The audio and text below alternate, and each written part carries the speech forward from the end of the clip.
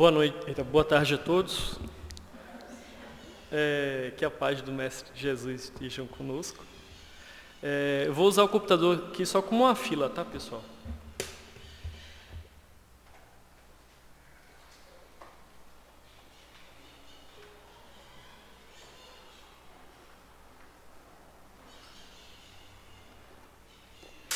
Dando continuidade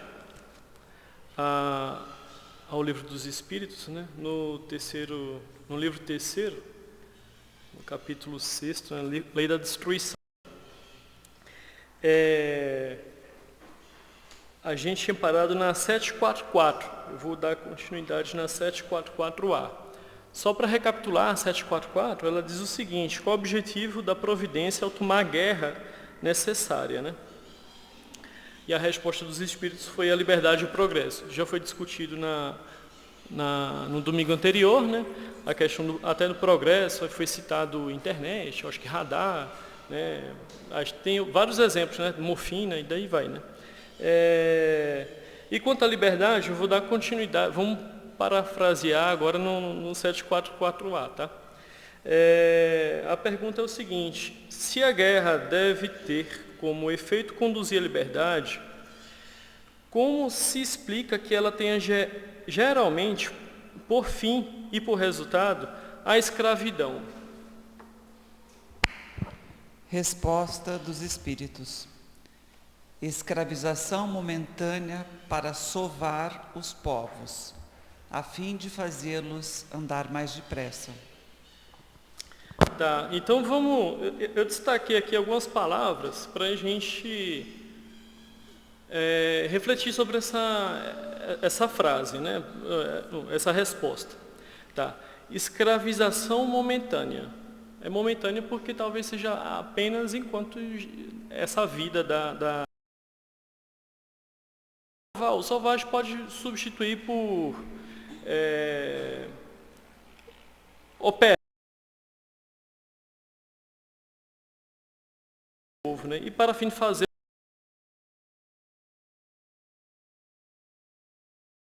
até volta aqui na questão 737, que a Virgínia falou, que é né, com que fim Deus castiga a humanidade com flagelos destruidores, né, para andar mais depressa. Até a primeira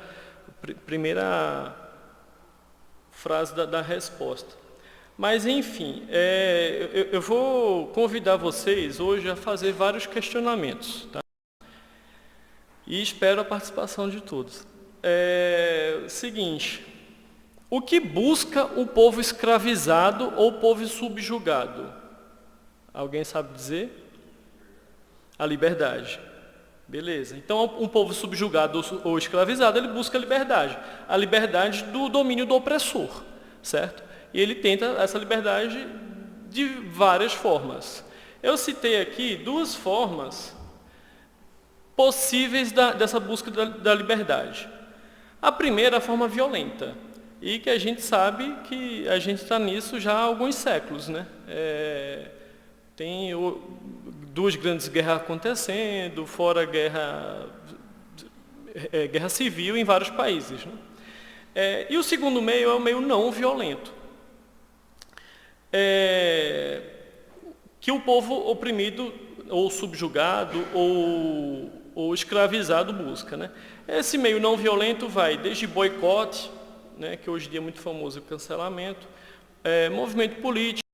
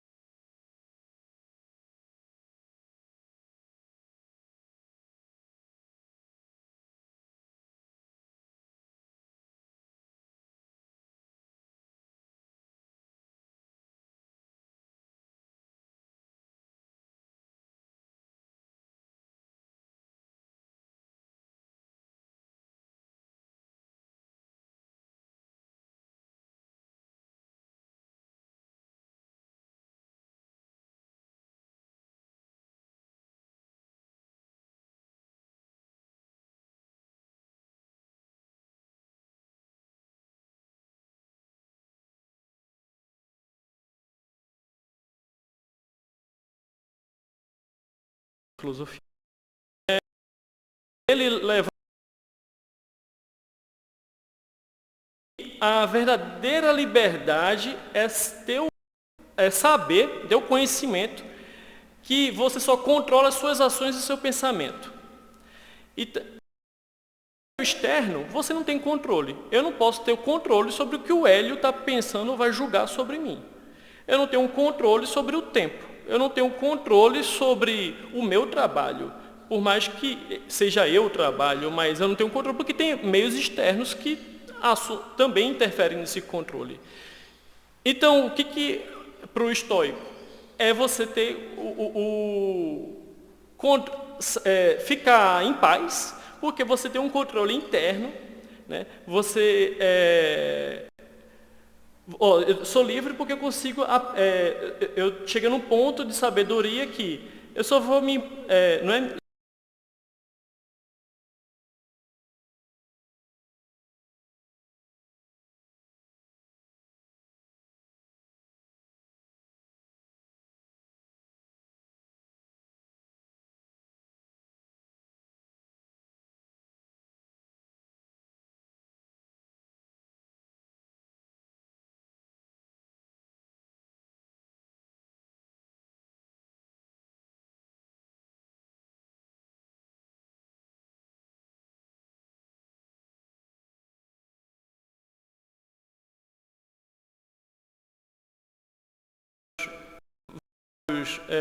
pilares, né?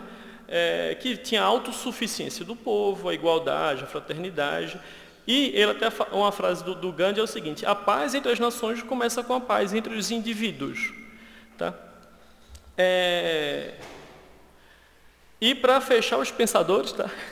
eu vou citar Sartre, que ele conceitua a liberdade como uma condição intransponível do homem, da qual ele não pode definitivamente esquivar-se. Isto é, ser humano está condenado a ser livre, e é a partir dessa condenação que o homem se torna homem, que o homem se forma. Eu sei que é meio que um contra-exemplo à escravidão, à subjugação de um povo, mas ela, infelizmente, é um meio infeliz, mas é um meio, tá? Vivenciado por alguns povos para sentir na pele como é ser subjugado, né? Infelizmente ainda há isso no nosso planeta, tá? Não pode dizer que ainda não há escravidão, ainda há, ou analogias à escravidão. E é um meio de progresso mais rápido para, autorreflexão, para saber o que realmente é ser livre, e 2, infelizmente, como estou dizendo, sentir na pele o quão ruim é ser subjugado. É por isso que, na resposta, ele trouxe aqui, escravidão momentânea. Epicteto, ele foi vendido como escravo, e ele começou a refletir: cara, isso aqui é apenas um véu da ilusão. Vou até citar o Bhagavad Gita, né? Quando você cai aquele véu do Maya, né, da ilusão, você acende, né? Você desperta para o que é realmente ser livre. Tá?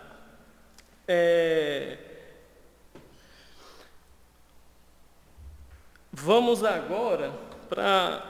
Alguém ficou com alguma dúvida? Tem algum ponto a falar? Alguma crítica à ideia da liberdade primeira interna? Tá. A outra questão é a 745. Que pensar daquele que suscita a guerra em seu proveito? Esse é o verdadeiro culpado e necessitará de muitas existências para expiar todos os assassínios de que foi causa, porque responderá por cada homem cuja morte tenha causado para satisfazer a sua ambição. Tá. Eu vou citar outro filósofo, tá, pessoal? Eu vou citar Sócrates. O egoísmo é o pai de todos os males. Eu acho que essa frase sucinta isso daí, né? A pessoa que é tão egoísta, tão hedonista, a ponto de suas paixões e seus desejos serem sobrepor a de um povo inteiro, ele está arcando com a consequência de todas as barbáries que são cometidas numa guerra, né? Eu acho que, infelizmente, uma pessoa dessa só precisa de oração para que tenha discernimento e que seja perdoada, né? Agora, pessoal, a gente vai entrar no outro item. Vamos sair do item da guerra, o item 3, e vai entrar no item 4. Há versões do Livro dos Espíritos que está como homicídio, tem versões que estão como assassinato, tem versões que estão como assassínio. No Sem-Medo está como assassínio. Antes de entrar nesse item, eu gostaria de convidar a todos a uma outra reflexão. Vamos filosofar mais uma vez, tá? E pensar um pouco fora da caixa, pensar um pouco no modo macro. Porque a questão do homicida, querendo ou não, é um assunto meio polêmico, é um assunto meio tabu, né? É por isso que eu vou convidar vocês a refletir sobre esse ato de barbárie que, infelizmente, a pessoa vem a cometer, né? Primeiro ponto que eu queria levantar aqui é o seguinte: a análise da psiquiatria, da psicanálise, né?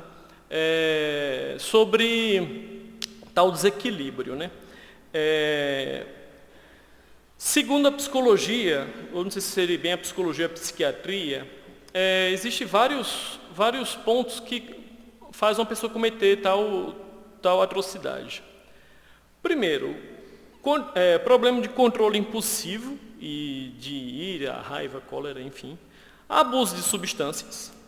Fatores externos, né, disputa de poder, ciúme, vingança, etc.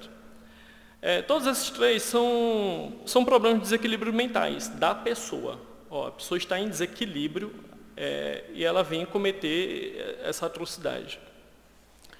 Quanto a isso, eu vou dizer uma frasinha muito curtinha, né? Orai e vigiai. Se a gente está se policiando, tentando manter o equilíbrio, tentando manter a harmonia, né? Tentando ser uma pessoa melhor, a gente não vai usar substâncias químicas para nos entorpecer, a gente vai refletir que ciúme, vingança e abuso de poder é algo que só vai nos fazer mal, né?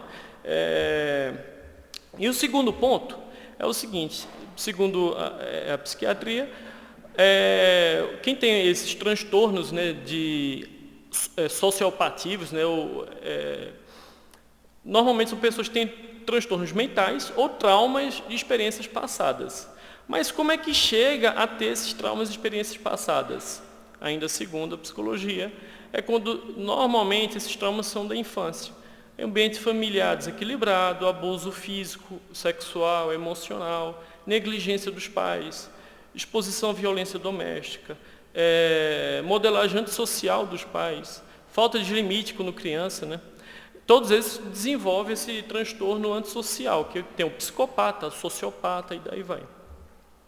Aí, em síntese, é o desequilíbrio, a falta de amor, podemos assim dizer, falta de compaixão, né? Então, esse é o primeiro ponto. Vamos pôr na caixinha aqui a parte psicológica, tá? O segundo ponto, eu vou relembrar aqui vou dizer assim, a máxima de Jesus: amar a Deus sobre todas as coisas e ao próximo como a ti mesmo. O amar o próximo como a ti mesmo é fácil de interpretar isso daí, né? É difícil fazer, mas é fácil de interpretar. E o amar a Deus sobre todas as coisas, eu vou citar aqui um trechinho, que não vou citar, né? Eu vou relembrar um trechinho de Mateus, em que Jesus fala: vocês deram de comida a quem tem fome, deram de beber quem tem sede, cuidaram dos enfermos. E ele fala assim: o que vocês fizeram a alguns dos meus irmãos menores, o fizeram a mim. Então, amar a Deus seria ser caridoso, é amar o próximo, em redundância, né? É amar o próximo e ser caridoso, podemos assim dizer. a síntese, né? Porque quando você ama o próximo, Deus, em teoria, né, se compadece do amor que você está fazendo ao próximo, do progresso que você está ajudando o próximo a ter. Tá? Então, essa é a segunda caixinha. Aí eu vou contar uma breve história que aconteceu com o Divaldo Pereira Franco. Ele teve vários filhos adotivos, e um dos filhos adotivos que ele teve, ele tinha um comportamento muito agressivo. Não sei se vocês sabem nessa história. O menino, desde pequeno, ele foi rejeitado por várias casas, porque ninguém queria estar com esse menino. Se eu não me engano, antes dos 10 anos de idade, ele já tinha feito mais de um punhal para tentar matar o tutor que ele estava sendo cuidado, né? E Divaldo, na sua paciência, na sua compaixão, ele falou, nossa, mas que faquinha bonitinha, vamos fazer o seguinte, eu vou guardar essa faquinha aqui nessa gaveta, você é muito pequeno ainda para matar alguém. Quando você quiser matar alguém, você vem e me procure, que eu te ajudo a matar essa pessoa. Promete? Prometo. Nisso, Divaldo disse que até os 18 anos ele tinha colecionado mais de 18 facas e 2 revólveres. Até o Divaldo questionou quando era criança ainda, por que você quer matar essa outra pessoa? Eu quero sentir o sangue quente nas minhas mãos. E Divaldo via, não, isso ele está relembrando o passado dele, né? Um passado talvez até perigoso que essa criança tenha tido, né? Aí, o que Divaldo fez?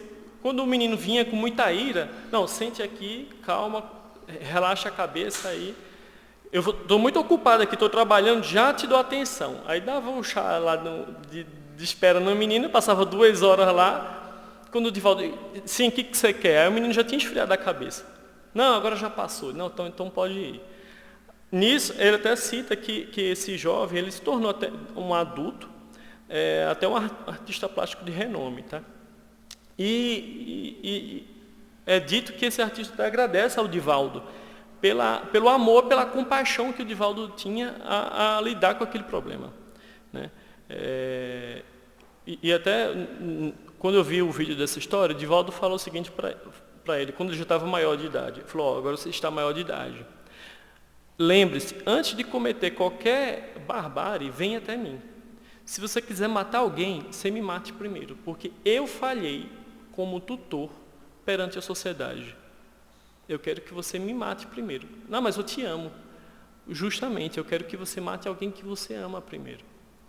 E nisso o menino já adulto, nunca matou ninguém. Como eu estou dizendo, o que ele fez? Ele deu amor e compaixão a alguém que, podemos dizer assim, tem um transtorno, né, psicopático, não sei se seria esse o quadro dele, porque eu não sou psiquiatra, mas alguém que tem esse sangue nos olhos, né? Esse é o segundo ponto. Então vamos lá. Normalmente o assassino, ou ele tem um desequilíbrio muito grande, ou um transtorno que tem devido a um desequilíbrio muito grande. E o segundo ponto que eu quero colocar é o amor e a compaixão, tá? Daí eu vou fazer uma reflexão com vocês, e eu espero a resposta de todos, tá? Seria uma forma de caridade ou de violência chegar para um assassino e o condená-lo à pena de morte? Alguém tem algum ponto a falar? Pessoal? Ninguém? É contra, a favor? É uma forma de caridade ou é uma forma de violência você condenar o outro à morte porque ele cometeu um outro crime? Ainda bem que todos concordam. Seria uma forma de caridade ou violência voltar àquela lei lá de Hammurabi, olho por olho, dente por dente. Eu chegar e arrancar o olho de um assassino, arrancar um braço de um delinquente. Seria uma forma de violência ou de caridade? Tá, aí o terceiro ponto que eu quero chegar. E a liberdade? Vamos voltar lá para cima, da subjugação, da escravidão. Seria uma forma de caridade ou de violência? Eu colocar 20 homens numa sala de 5 metros quadrados.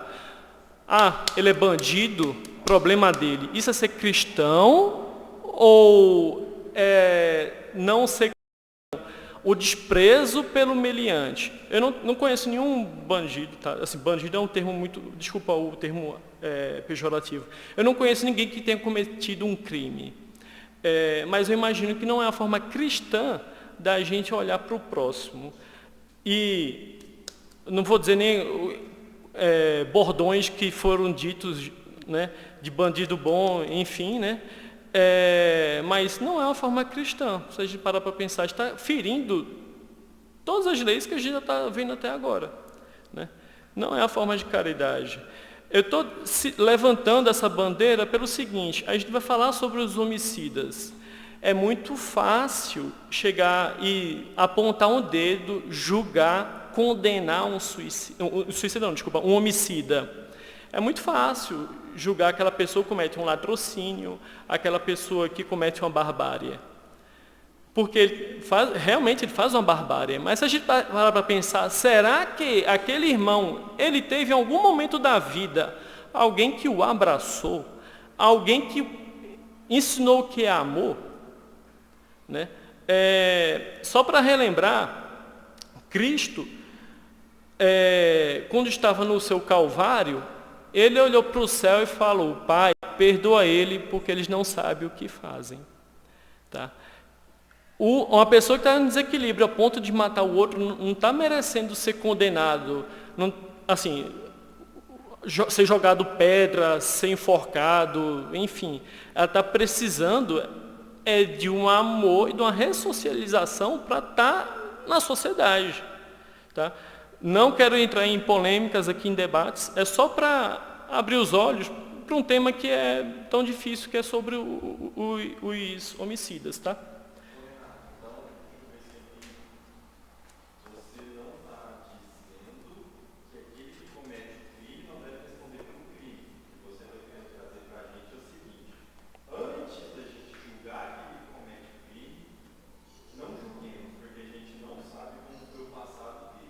Sim. Como o Evangelho traz, amar o inimigo.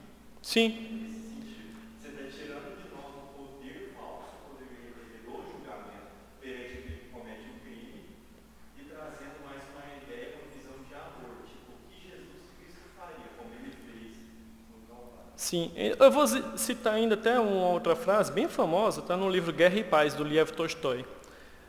Amar o próximo é algo humano. Amar o inimigo é algo divino. Se a gente se espelha em Cristo, a gente tem que ter a sabedoria de amar aquele, em aspas, inimigo, aquele que não tem consciência que está cometendo a barbárie. Né? Vamos dar continuidade aqui à questão 746. O assassínio é um crime aos olhos de Deus? Sim, um grande crime, pois aquele que tira a vida de um semelhante interrompe uma vida de expiação ou de missão, e nisso está o mal. Tá. Se a gente for parar para analisar aqui, sobre as leis naturais, as leis divinas, vamos lá, ele está ferindo a lei do amor, da conservação, da sociedade, da igualdade, da liberdade, do progresso. Pois ele está ceifando a vida do próximo. E eu vou levantar uma outra bandeira aqui. Não só quem comete um homicídio, todos aqueles que ceifam a vida de um ser vivo. Pois você está ceifando, como posso dizer assim, deixando de fazer com que aquele outro ser progrida. Por mais que a evolução daquele outro ser seja lenta, mas também você está ceifando o progresso, a oportunidade daquele outro ser. Tá? Não, mas já vai ter aqui.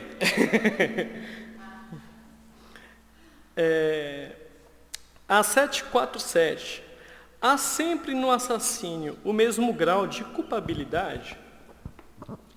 Já o dissemos, Deus é justo e julga mais a intenção do que o fato. Tá, vamos lá, né? Eu vou citar 2 casos aqui.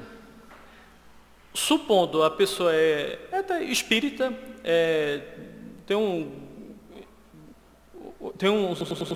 em direito, conhece as leis, né? Conhece a lei do Cristo e comete um homicídio passional e premeditado. Tem até o Fred pode até me ajudar aí, tem até a lei para isso, né? Eu acho que é o pior que tem, né, Fred? É o passional e premeditado, né? É isso daí, obrigado. E aquele índio primitivo que está na Ilha Sentinela, nunca o homem branco pisou lá, toda vez que tenta chegar junto, eles cometem um homicídio. A gente colocar os dois na balança e julgar da mesma forma é até ser injusto, né? Um outro caso que eu vou citar aqui é alguém que atropela uma pessoa acidentalmente, né? Eu acho que já teve até casos, eu não sei se aqui no Brasil, mas pelo menos fora, sei que já teve, da mãe que foi dar ré na garagem, atropelou o filho ou a filha e e foi acidental. Eu acho que o juiz, se eu não me engano, o juiz ele absolveu o cara, a mãe, imagina, eu não sei. Ele falou que qualquer pena que desse para ela. Justo. Eu vou ser pai agora, nossa coisa que já mais amo.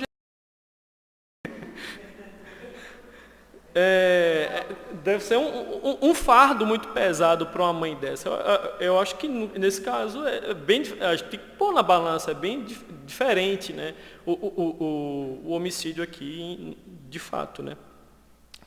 A 748, Deus excusa o assassínio em caso de legítima defesa? A sua pergunta. Só necessidade o pode acusar, mas se pudermos preservar a nossa vida sem atentar contra a do agressor, é o que devemos fazer. Tá. Aqui, pessoal, vou citar, não sei se vocês lembram, quando Cristo está sendo preso, aí tem um soldado romano, né, um centurião romano, vai prender Cristo, aí Pedro vai desembainhar uma espada e taca na orelha do soldado, né? Cristo repreende Pedro e fala, né? Embanha tua espada, pois todos os que lançam a mão da espada, com a espada aparecerão. Mas foi legítima defesa. Eu sei que tem leis nossas que assim nos salvaguarda. Porém, como ele falou aqui, né? Se pudermos preservar a vida sem atentar contra o do agressor, é o que devemos fazer. Tá? Ainda vou levantar outra questão do seguinte. Cristo falou isso para Pedro, né? Que enquanto estava sendo preso. Vocês acham que Cristo, na sua infinita sabedoria, ele não sabia que ele ia ser torturado e crucificado? Eu acho que ele sabia, né? E em momento nenhum ele agiu de forma violenta, mesmo sabendo que ia ser torturado e crucificado.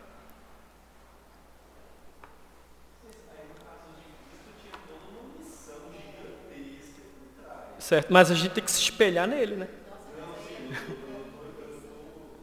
É uma coisa interessante assim, porque quando a gente fala Jesus é o nosso guia, o nosso exemplo, a gente não é Jesus, a gente não tem essa facilidade que ele tem. Mas se a gente não sair da nossa zona de conforto, de pensar, não, mas foi legítima defesa. Quem já tem uma moralidade, não é nem a de Jesus, maior, às vezes já entende que às vezes você ir sem prejudicar ninguém contribui com a sua evolução. Então isso também é uma visão que um dia, porque muitas vezes a gente fala que sabe, mas a gente não tem condição de praticar. A questão do caso de Jesus é que eu queria citar o seguinte, aconteceu da forma como aconteceu e se tornou o que ele se tornou. Se tivesse acontecido de uma outra forma, talvez não tivesse se tornado. Não chamaria tanta atenção. É isso que eu quis dizer, tipo, ele tinha todo um conhecimento, eu acredito. Mas só que tem uma coisa que a gente tem que entender, ele sabia das possibilidades. Mas quando ele estava aqui, a gente poderia escolher pelo amor e amá-lo. nós já teríamos uma destinação na Terra diferente. A gente escolheu pela violência. Então ele sabia dessa possibilidade, é o que o Renato está falando. Mas, e aí, diante disso, a gente sabe toda a grandeza dele. Mas o que é o choro dele? Por nós. Por quê? Porque a gente, mais uma vez, escolheu pela dor. Que dor? Das consequências das nossas atitudes. Então, se a gente não parar, nesse momento que a gente está, e sair dessa mesmice de que a gente está se defendendo, desse egoísmo, dessa vaidade, a gente vai continuar reencarnando em mundos de expiações e provas. A hora que a gente despertar para Jesus e ter ele de verdade como exemplo, a gente não vai se doar em holocausto assim naturalmente, mas a gente vai estar se preparando para esse ser crístico que nós iremos ser. Então, é uma coisa que mexe com a gente. Por isso que o estudo de O Livro dos Espíritos é uma filosofia espiritualista. Não tem como a gente estudar sem a gente se colocar ali. É uma provocação. Uma provocação para você escolher e, além de escolher, saber por que você está escolhendo. Porque é muito mais fácil a gente falar assim, não, eu não escolheria isso não. Eu continuaria aqui. Mas por que eu continuaria? Então é isso que a gente vai, é o conhece a ti mesmo. É interessante demais. Tudo depende Da intenção. Sim. Até na legítima defesa, dependendo da intenção que você vai guardar ali, também vai fazer toda a diferença. Porque você, de repente, você salva um filho seu. Aí você atenta com a vida de outra pessoa. Aí tem os atenuantes, né, Fred? O que é esse atenuante? Você não estava ali querendo nada daquilo. Então você teve a intenção realmente de legítima defesa.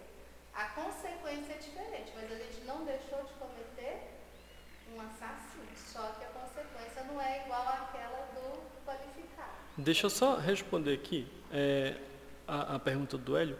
Não foi só Jesus que foi esse mártir. Eu vou dar exemplo de Joana d'Arc, enquanto ela estava na fogueira, as duas últimas frases dela foi: segure o crucifixo diante dos meus olhos para que eu possa vê-lo até que eu morra. Jesus, Jesus, Jesus.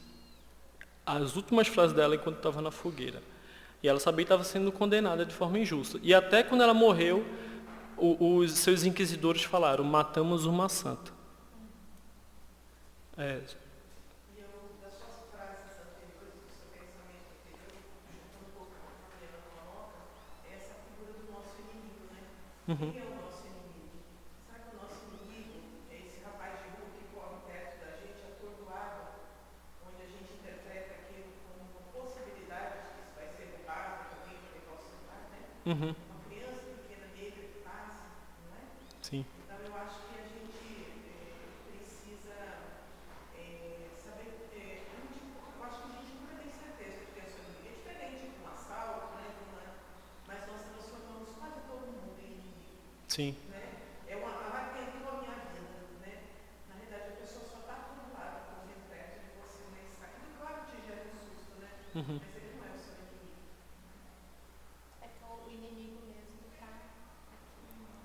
Sim. Às vezes a gente foge do outro, é da vergonha da gente não estar estendendo a mão para o outro.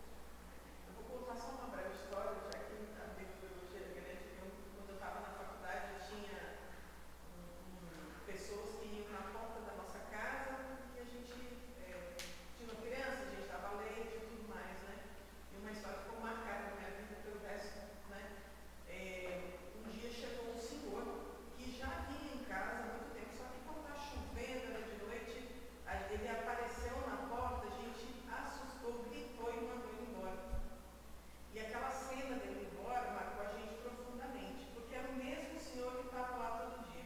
Aquele dia ele resolveu assustar a gente, mas é porque estava chovendo, né? Então, e eu me lembro, eu pequena, eu estava andando de patins também, passou um senhor com uma deficiência física. E eu me lembro que todos os meus colegas deram risada. E eu, para não perder aquele, dei risada também. Aquilo me marcou assim uma vida inteira. Então, essa questão do inimigo, né, essa coisa do que está dentro de nós, realmente é o que nós precisamos avançar aqui, né? Porque senão a gente todo mundo é inimigo. Quando a gente pega os exemplos que ele deu, até Jesus, Joana d'Arc, a gente vê até que a escolha que eles tiveram foi morrer e não matar. E não matar. É Isso. Esse é o exemplo. Morrer e não matar. A gente pode não estar preparado, mas para a gente alcançar a perfeição, Para a gente amar em plenitude, se a gente não começar a sair do egocentrismo, a gente tem a liberdade, mas a gente continua nos mundos inferiores. Não tem como a gente chegar lá sem humildade, sem mansuetude, sem as virtudes todas. Não tem. Eu já ouvi em certo livro, eu não sei se é verdade, vou jogar que a Joana d'Arc foi a reencarnação de Judas. Eu já ouvi falar isso também. Procede assim, pode ser, mas pode não ser. O que a gente pode falar é que tem essas citações. Agora, se a gente vai falar que é ou que não é, a gente não pode. Tem citações, mas não é uma coisa assim. E se foi ou não também. Eu achei engraçado fulano foi cicrano foi fulano. Fica parecendo esse programa de fofoca, né? Do espiritual o João Lobo da espiritualidade, né? Mas isso tudo eu acho assim, a gente tem uma visão romântica disso também, do espiritismo e tudo mais, mas no mundo, infelizmente, é uma luta muito desigual também, eu acho. Porque você tem, tem os aparatos, tem polícia, tem judiciário, para te proteger, por quê? Porque a gente está convivendo com pessoas que você não conhece, eu nunca falo que ele é meu inimigo, mas as pessoas são diferentes, E por isso a tem gente valores diferentes. Então, assim, você sendo muito romântico, também pode te colocar numa Não, situação mas aí difícil. não é romântico, é fé raciocinada. É você raciocinar que você está aqui numa provação. Você não é esse corpo físico. Você é um espírito. Então você está aqui nessa vestimenta física e você está vivenciando essas dificuldades, todas essas diferenças para quê? Porque isso vai trazer a sua escolha. Então é essa sua escolha que você vai ter consequência. É ela que vai te elevar um patamar de progresso ou te fazer estabilizar. Regredir, ninguém regride. Então, diante desse olhar, qual que é o meu? É isso que faz a gente crescer, porque a gente está aqui em provações, claro que expiações também. Mas a minha escolha, porque eu só vou responder e ter consequência pela minha escolha. Eu não vou poder falar assim, eu escolhi isso porque a maioria está escolhendo isso. Não. Porque tinha obsessor. Também não. A escolha é nossa. Ser resiliente, né? Isso, e aí quando você tem uma escolha errada, Deus não está te castigando também. Você está tendo a consequência do quê? De um aprendizado. A gente está aprendendo a amar. E é tão difícil que a gente fala, eu tenho que amar o próximo, às vezes eu não me amo. Eu não tenho condição de amar o próximo, porque eu nem me amar, não estou me amando. Mas não tem nada errado, a gente está aqui para aprender. Agora, a gente tem que começar esse olhar, assim, não daquilo que é ilusório, daquilo que é material, mas da nossa essência. Aí é muito mais o sentir. E querendo ou não, a gente vai fazer aquilo que a gente sente. Por isso que Deus julga a intenção. Pode ter duas ações e intenções extremamente diferentes.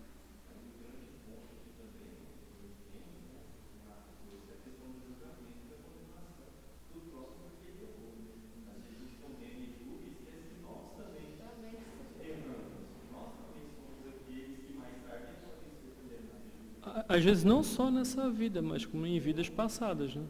E uma coisa interessante do julgar, por exemplo, quando alguém me ofende, eu fico magoado. Aí eu quero que a lei divina recaia sobre ele. Né? Como se não já tivesse, né? Sim. Às vezes você fala assim, tá vendo Deus, o que ele fez? Você faz alguma coisa, eu não vou fazer, mas você faz. Agora, quando a gente tem o aprendizado, quando você entende a lei de Deus, ela é para quem? Para todos. E aí você entende o perdão que Jesus fala. Aí a gente fala assim, aí não é o romantizar, que eu entendi o que você quis dizer, não é o romantizar, é a fé raciocinada. À medida que eu perdoo, aquilo que elevou é entre ele e a lei. Aquilo que eu estou perdoando é uma libertação, é entre eu também e a lei. Eu vou dar um exemplo do perdão com uma coisa bem material. Imagina você uma vendedora e vendeu, sei lá, um carro para a pessoa e a pessoa não pagou, te deu um calote. Você perdeu o carro. Talvez você vai até ver, judicialmente não vai compensar entrar para pegar aquele carro ou aquele dinheiro do carro de volta. Você simplesmente esquece. Mas se essa pessoa for novamente comprar outro carro com você, você não vai vender. Não é, ele me deu um calote, vou lá matar ele. Perdi o carro, não vou conseguir ter isso de volta, paciência. né? Você aceitou que você perdeu. Meio que uma ofensa, um delito que cometeram contra você, você aceitar que você perdeu, que você foi magoado, que você foi ofendido. E esquecer. Não vai ter como voltar atrás, já foi e pronto. Imagina que é aquele carro, aquela roupa que você vendeu. Ainda dá tempo? Tá. Pessoal, obrigado. Fique todos em paz. Tem oração aqui. Tem oração agora.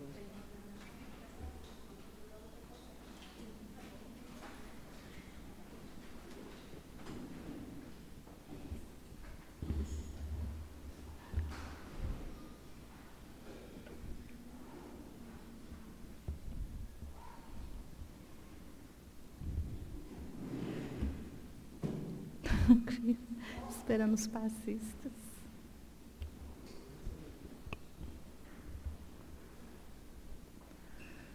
Então vamos, nesse instante, diante desta doutrina de amor, da tua doutrina, Senhor, desse raciocínio em que começamos a compreender a nossa essência, a nossa caminhada e também as nossas dificuldades.